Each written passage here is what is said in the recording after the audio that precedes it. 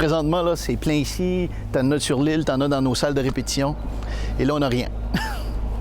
Il n'y aura pas de touristes cet été sur l'île aux Puces, l'île de la mythique Sagouine. C'est comme un non-sens. Ça n'a jamais arrivé dans l'histoire du pays de la Sagouine. Si rien ne change, l'attraction restera fermée en raison de l'interdiction des grands rassemblements. Mais ce n'est pas la seule raison. Les touristes seront interdits d'entrer sur le territoire et le Premier ministre ne voit pas comment ça pourrait changer au cours de l'été. À ce jour, le Nouveau-Brunswick ne compte plus que 2 personnes atteintes de la COVID-19. Au point de vue économique, c'est peut-être désastreux à ce niveau-là. Côté santé publique, moi, je ne suis pas un médecin, je ne suis pas un spécialiste, mais j'ai comme l'impression qu'il faut faire ces décisions-là à un moment donné. C'est vraiment là où on va transformer les céréales. Le maître distillateur Sébastien Roy vient d'investir plus d'1 million de dollars dans une nouvelle malterie.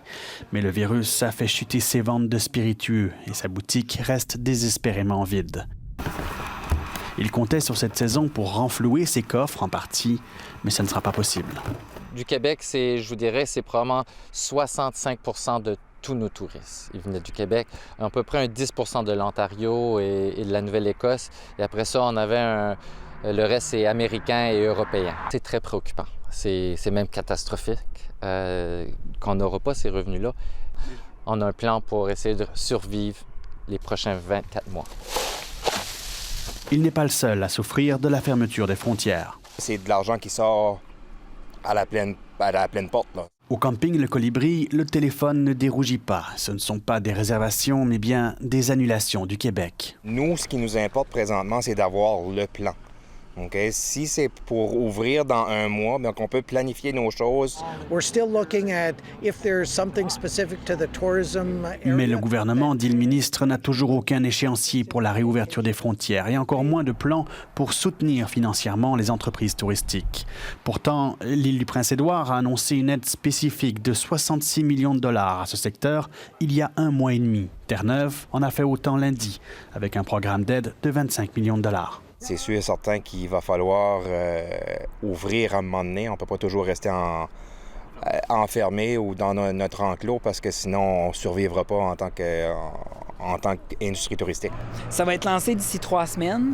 Pour sauver les meubles, la péninsule acadienne mise sur le tourisme local avec une toute nouvelle campagne marketing. Mais le Nouveau-Brunswick ne compte que 750 000 habitants, l'équivalent de la population de la ville de Québec. Et ce ne sera pas suffisant.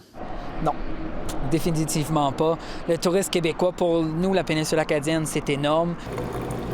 Sébastien Roy se tourne lui aussi vers les gens de sa région. De distillateur, il s'est improvisé producteur d'antiseptiques pour les mains. Et c'est pour le marché très local.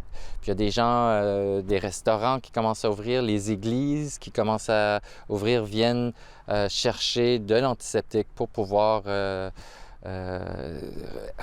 redémarrer leur entreprise. Présentement, c'est 60 % des ventes, c'est de l'antiseptique pour les mains. Ça nous a sauvé un peu financièrement là, d'une catastrophe. Venir ici pour terminer leur expérience. Au pays de la Sagouine, un théâtre de fortune sera aménagé pour répondre aux nouvelles normes sanitaires et faire travailler les interprètes autant que possible. Tu sais, souvent, on disait toujours ça, là, comme on ne l'a pas visité parce que c'est dans ma cour arrière.